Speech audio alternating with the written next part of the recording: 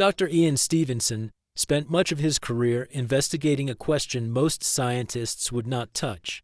Could a child somehow remember the life of someone who had already died? Stevenson was already an established psychiatrist when he came to the University of Virginia. In 1957, he became chairman of the Department of Psychiatry and Neurology after publishing extensively in conventional medicine and psychiatry.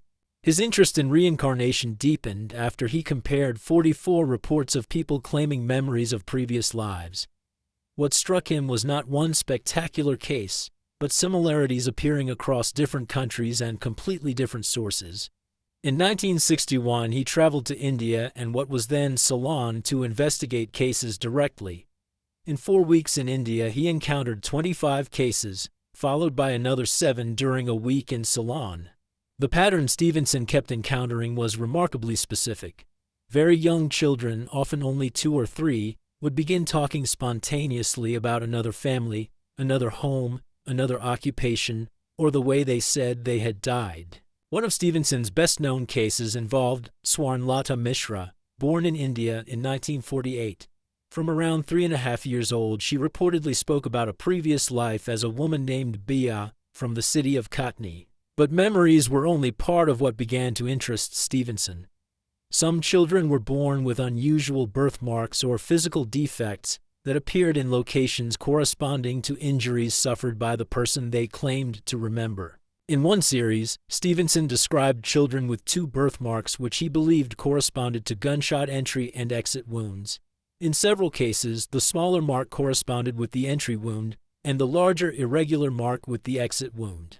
What made Stevenson take these cases seriously was his attempt to compare the physical marks with medical records.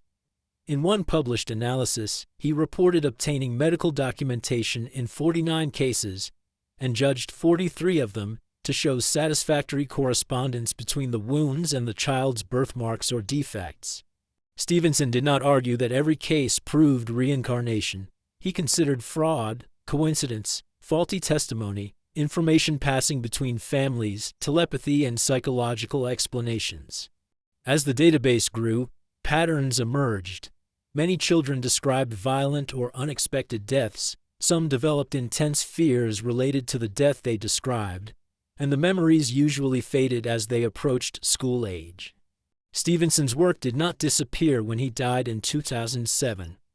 The University of Virginia's Division of Perceptual Studies says the research program has now accumulated more than 2,500 cases, with most coded across more than 200 variables. Stevenson spent decades trying to research all of the different possibilities, because some cases remain difficult for him to explain conventionally.